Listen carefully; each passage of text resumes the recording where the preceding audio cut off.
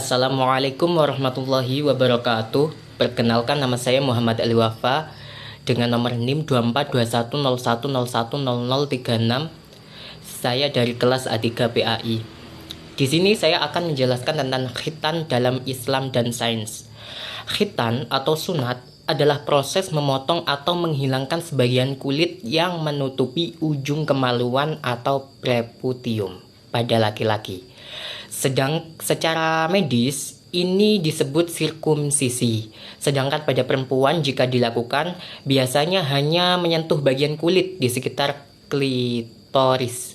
Dalam konteks Islam, khitan memiliki makna ibadah, kebersihan, dan kesucian, bukan hanya tindakan medis atau budaya. Dalam Islam, khitan termasuk dalam sunnah fitrah, yaitu kebiasaan dasar yang menjadi bagian dari naluri dan ajaran agama untuk menjaga kebersihan diri.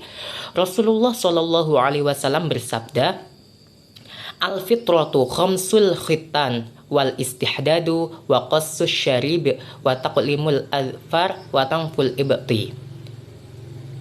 Fitrah itu ada 5: berkhitan, mencukur bulu kemaluan, memotong kuku, mencabut bulu ketiak, dan mencukur kumis.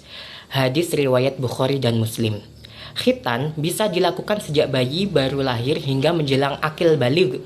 Praktik ini berbeda-beda menurut budaya dan negara. Di Iran, anak laki-laki yang lahir di rumah sakit langsung dikhitan pada hari pertama kelahiran. Jika di Indonesia, khususnya di wilayah pedesaan, khitan dilakukan saat anak berusia 6-11 tahun. Seringkali disertai upacara adat dan keagamaan.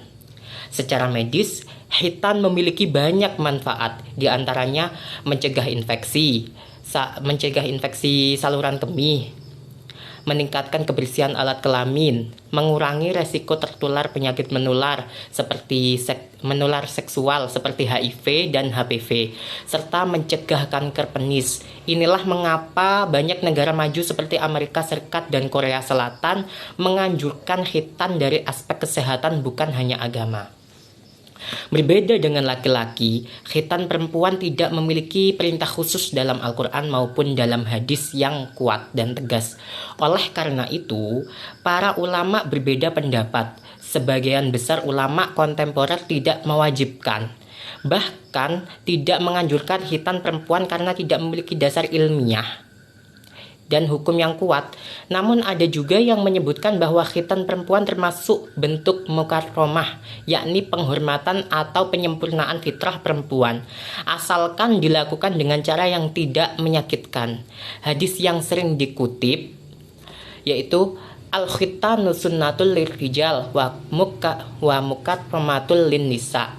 Khitan itu sunnah bagi laki-laki dan kemuliaan bagi perempuan. Hadis riwayat Ahmad dan dari Usamah. Khitan sangat berkaitan dengan kesucian dan kebersihan yang merupakan bagian penting dari ajaran Islam. Allah Subhanahu wa taala berfirman, Bismillahirrahmanirrahim. Innallaha yuhibbut tawwabin wa yuhibbul mutatahhirin. Sesungguhnya Allah menyukai orang-orang yang taubat dan menyukai orang-orang yang menyucikan diri. Quran Surat Al-Baqarah ayat 222.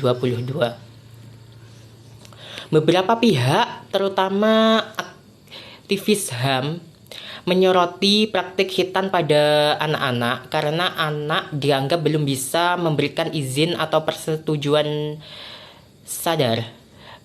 Hal ini khususnya menjadi perdebatan pada khitan perempuan yang bisa dianggap melanggar hak anak jika dilakukan secara paksa atau membahayakan kesehatan. Namun dalam Islam, khitan pada anak laki-laki dilakukan demi kemaslahatan, bukan karena menyakiti. Khitan dalam Islam bukan sekedar tradisi atau kebiasaan. Ia adalah bagian dari fitrah manusia dan ajaran agama yang memiliki manfaat medis dan spiritual. Islam menganjurkan khitan sebagai bentuk penyucian menjaga kebersihan, dan kesiapan menjalani kehidupan sebagai seorang mukmin. Namun dalam pelaksanaannya penting untuk mempertimbangkan aspek keamanan, kesehatan, dan hak anak agar tujuan mulia dari syariat ini dapat tercapai secara utuh dan maslahat.